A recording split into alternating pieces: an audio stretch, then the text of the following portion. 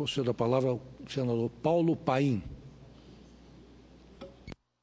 Senhor presidente, nosso ilustre convidado, economista Luiz Gonzaga Peluso. Presidente e convidado, desde ontem eu tenho reafirmado um ponto de vista de que o debate nessa casa tem se dado por dois eixos. Eixo número 1, pedalada e decreto.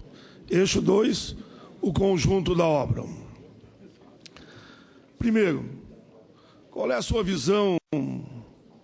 Numa crise econômica, a gente resolve a questão simplesmente atacando a democracia e quase que achando que isso aqui é um parlamentarismo, que não é parlamentarismo, aqui é presidencialismo, e tentar destituir uma presidente da República resolve a crise econômica?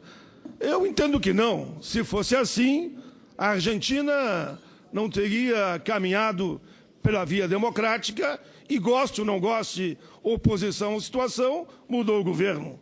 Grécia, Espanha, Portugal e mesmo Estados Unidos agora, que atravessou também uma crise econômica, mas eu não vi em nenhum momento levantarem que tinha que destituir Barack Obama.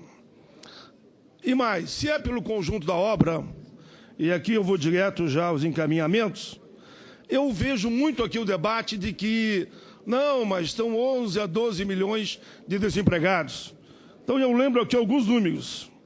Geração de emprego nos últimos 13 anos foi 25 vezes maior do que os 13 anos anterior ao governo Lula e Dilma.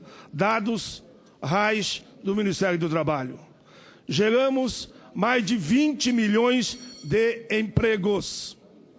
Perdemos com a crise, que a nível internacional e também local, 2 milhões e 200. Ou seja, temos ainda um saldo de 18 milhões se olharmos há 13 anos atrás.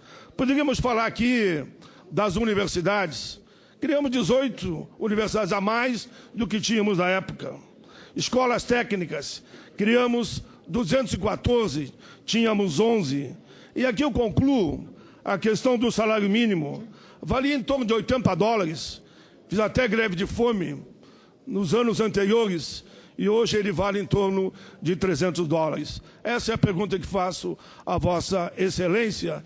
Se as ditas pedaladas, como eles falam, que no meu entendimento, ontem ficou muito claro que elas não existiram da forma que é colocada e que não é crime de responsabilidade.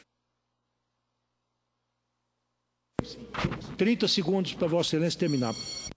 Posição das duas testemunhas de ontem, que naturalmente eram testemunhas contra a presidenta Dilma.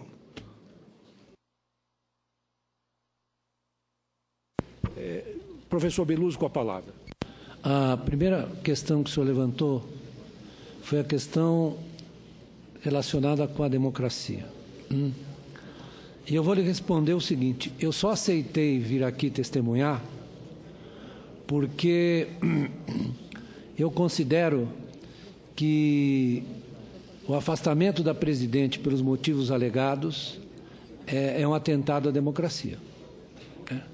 Então, quero dizer o seguinte: eu tenho 74 anos e vivi pelo menos 6, desde menino, 6 atentados à democracia. O Getúlio, em 24 de agosto de 54, a tentativa de impedir a posse do presidente Juscelino Kubitschek, em 11 de novembro de 55, 2 tentativas de golpe, Jacareacanga e Aragarças, a tentativa de impedir a posse do presidente legítimo, vice-presidente eleito Jean Goulart, em 61, depois a deposição dele em 64. Assisti com pesar que o primeiro presidente eleito tivesse sido... eu estou respondendo a pergunta dele. Ué, por que não?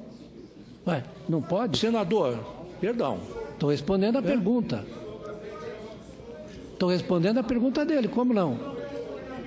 Ele me Não, perguntou... Espera um pouquinho, senador, desculpe. Quem preside os trabalhos é o presidente supremo. Então tá bom. E quem vai dizer se a testemunha está respondendo corretamente ou não é o presidente ele da me perguntou Atavênia. e eu estou respondendo.